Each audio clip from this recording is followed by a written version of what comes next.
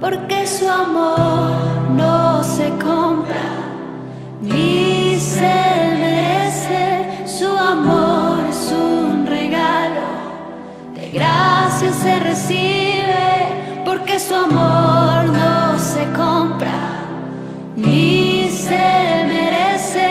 Su amor es un regalo, de gracia se recibe.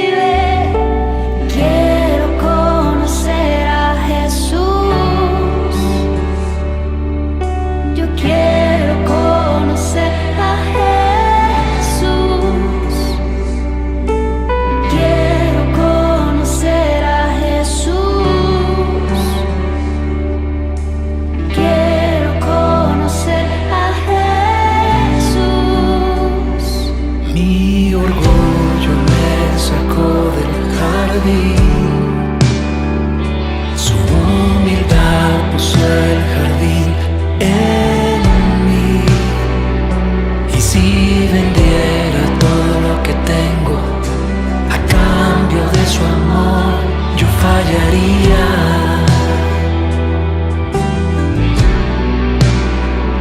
Porque su amor no se compra ni se merece. Su amor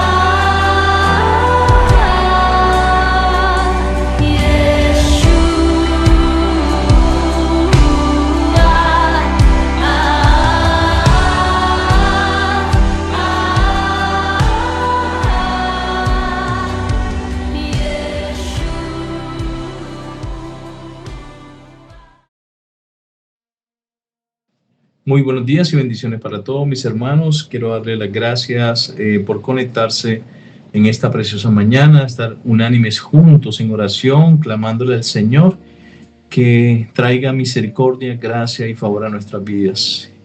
Recordamos que nos encontramos en su devocional directo al corazón de nuestra comunidad cristiana Impacto, y nos encontramos durante todo este año en la serie La más grande historia de amor. Estamos haciendo el estudio del libro de Mateo en el versículo 21, desde el capítulo 23 al capítulo 46. Y en estos versículos hay tres poderosas enseñanzas que hablaremos sobre la autoridad, la obediencia y el reino de los cielos. ¿Ok? Vamos a ver sobre la autoridad de Jesús, sobre la parábola de los dos hijos y la parábola de los ladrones malvados. Como vemos, esta autoridad de Jesús, como dice su palabra, es dada por el Señor solamente a Él, en los cielos, en la tierra y debajo de la tierra, es dada a nuestro Señor Jesús. Y vemos que el pasaje de Mateo 21, capítulo 21, 23 al 27, nos está ofreciendo una visión profunda sobre la autoridad de ¿quién? La autoridad de nuestro Señor Jesús. Y vemos que hay una relación con las autoridades religiosas de ese tiempo, de ese momento, ¿ok? Y vemos que en este contexto Jesús, tras haber realizado una purificación del templo, recordemos que en el capítulo anterior hablábamos sobre cuando Jesús sacó a todos los que se encontraban vendiendo en el templo, fue muy enfático en purificar la casa de su Padre, la casa de nuestro Señor Creador, ¿sí? Y vemos que Él se enfrenta a estos sumos sacerdotes y a estos ancianos que tenían pues esa autoridad en cuestión de conocimiento de la palabra. Pero vemos que este encuentro no solo existe una tensión entre nuestro Señor Jesús y estos religiosos líderes que se encontraban en ese momento, sino que también proporciona unas enseñanzas demasiado importantes para que resonaran en nuestra vida cristiana de hoy en día. ¿Cómo así? Vemos que esto sucede en el primer siglo, obviamente en el templo de Jerusalén, que Jerusalén era el centro espiritual y cultural del pueblo judío. Y estos sumos sacerdotes y estos ancianos formaban parte del Sanedrín. Recordemos que eran muy importantes por el tema de ese conocimiento que tenían, pero tenían el poder de ¿qué? El poder de interpretar la ley y dictarla. Entonces esto les daba como cierta autoridad en ese momento, claro. Y ellos imponían o decían o realmente dictaban lo que era correcto en la vida religiosa del pueblo de Dios. Y vemos que la llegada de nuestro Señor Jesús, que obviamente se presentó como un predicador itinerante, sin un respaldo formal, obviamente. Era un predicador que desafiaba el orden que ya estaba establecido. Y por eso las autoridades le exigían o le querían buscar ese error para poder cuestionarlo. Pero ellos no sabían que su autoridad provenía directamente de Dios. Y por ello, obviamente, como no sabían, era cuestionada por estos líderes que temían perder el control y el estatus que tenían como líderes religiosos. Cuando los líderes religiosos preguntan ¿con qué autoridad haces esto? Pues obviamente ellos no están buscando una respuesta genuina. Ellos están buscando, en cambio, intentar desacreditarlo, mis hermanos. Obviamente ellos querían aprovechar que el pueblo estaba presente para desacreditarlo públicamente. Y esto obviamente era la forma de hacerlo quedar mal. Pero la respuesta de nuestro Señor Jesús plantea una contrapregunta. Realmente Él no quiso dar una respuesta, sino hacerle una pregunta sobre el origen del bautismo de Juan. ¿Para qué? Esto tenía un fin de nuestro Señor Jesucristo, para que se fuese revelada o manifestada esa hipocresía de estos interrogadores, estas personas que querían hacer daño. Claro está que si ellos afirmaban que el bautismo era de Dios, pues obviamente debían reconocer la autoridad de Jesús. Pero si decían que no era de Dios, se arriesgaban a perder el apoyo del pueblo. Y vemos, mis hermanos, que como enseñanza para nosotros como cristianos hoy en día, este pasaje nos está invitando a hacer una reflexión sobre la naturaleza de la autoridad de nuestras vidas. Y por eso Jesús pregunta a los líderes religiosos algo muy fundamental: ¿de dónde proviene nuestra autoridad, en la vida cristiana? Pues vemos que en un mundo donde las voces de la cultura, la política y las tradiciones muchas veces eclipsan o tapan o tratan de oscurecer esa voz de Dios.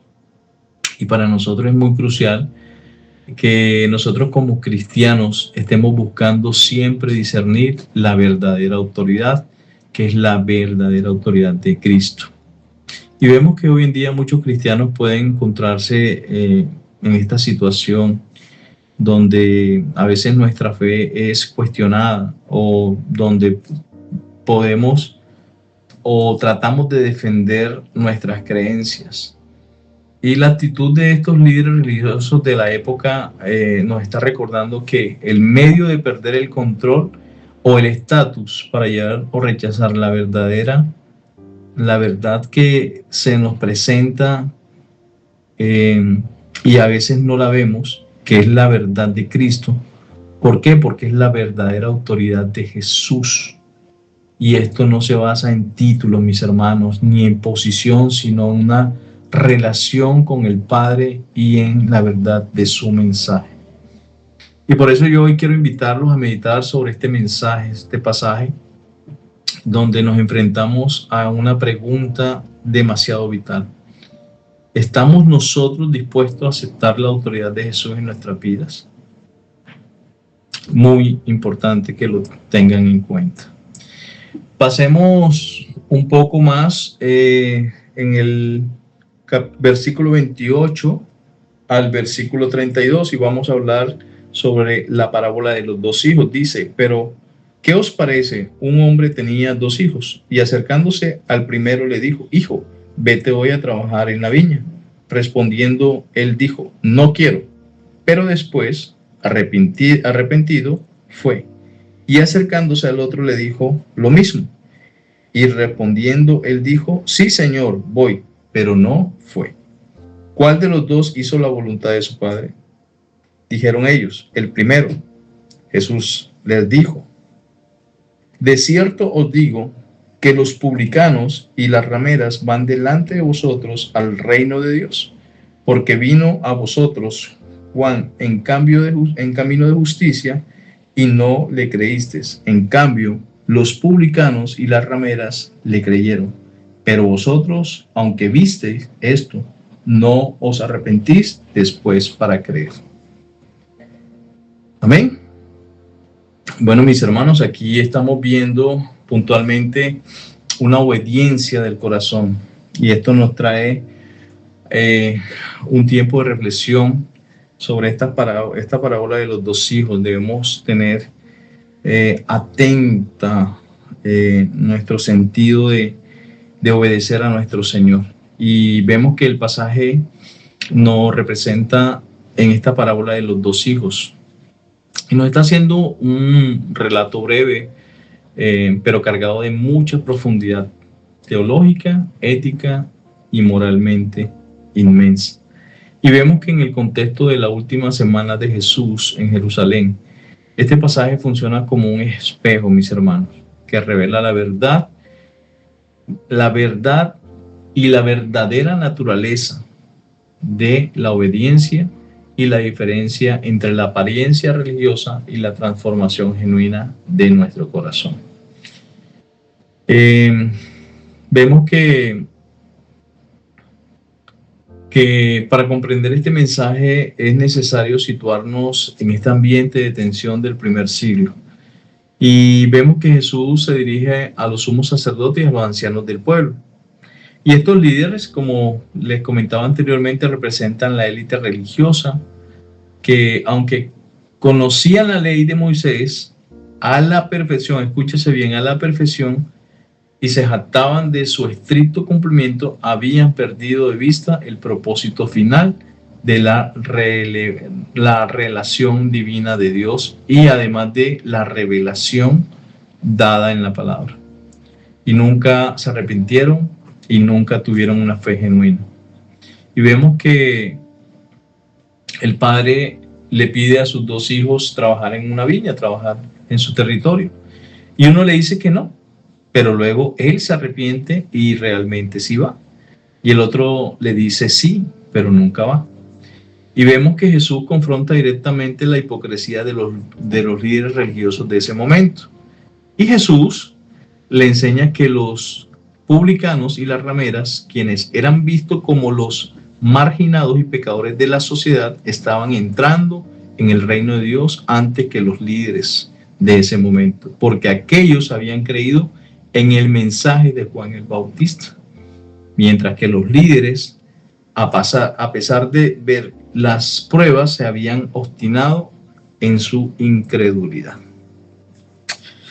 Mis hermanos, vemos que aquí hay una lección para nosotros como cristianos de este siglo y realmente es contundente. ¿Por qué? Porque la fe no se mide por las palabras, mis hermanos, sino por la obediencia activa a la palabra de Dios. Y vemos que en nuestra cultura actual, donde pues a menudo se valoran más las apariencias, el discurso, pues que la coherencia de la vida cristiana, pues todo esto realmente nos llama a una reflexión profunda. ¿Y qué debemos tener en cuenta? Para mí, 3 cosas muy importantes. Y es no caer en esa religiosidad verbal. ¿Por qué? Porque es fácil decir sí, pero a Dios no se le puede mentir. Dios tiene conocimiento de todas nuestras obras, de todos nuestros pensamientos, de todas nuestras palabras.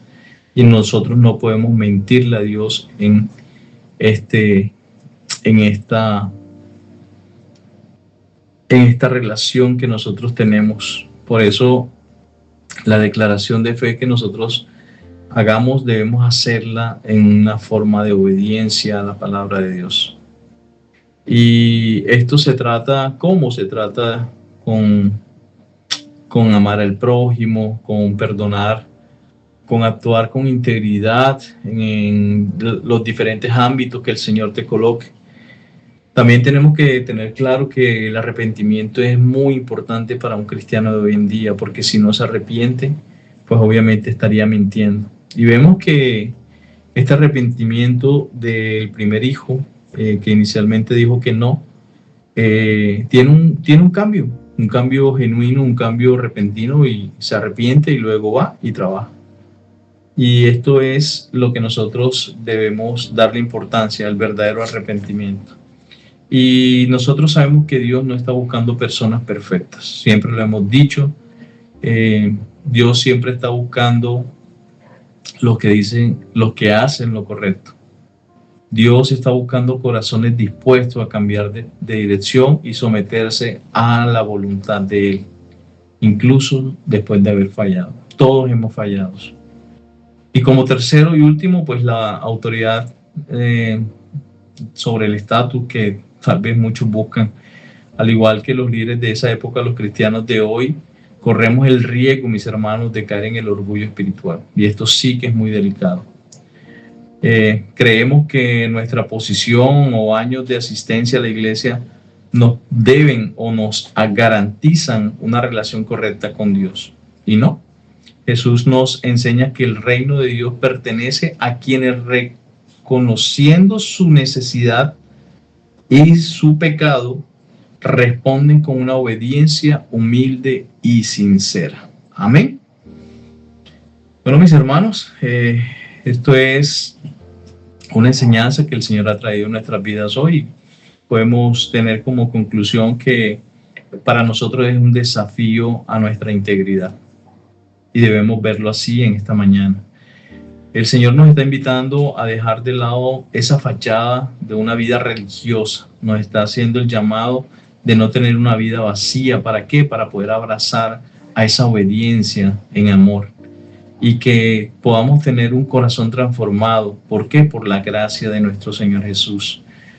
La vida cristiana no se trata de lo que decimos, mis hermanos, o de lo que hacemos para Dios, sino de lo que realmente hacemos cuando estamos en la viña del Señor. Es servir, amar y vivir conforme a su palabra. Amén. Padre, gracias, Señor, en esta mañana, Señor, por esta palabra que has traído a nuestra vida. Señor, yo te pido en el nombre de Jesús que tú traigas revelación, Señor, en esta mañana.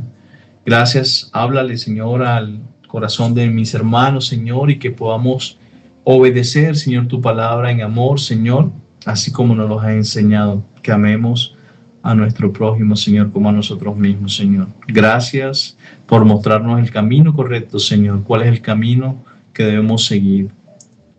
Padre, gracias, te lo pedimos en el nombre de Jesús. Amén y amén.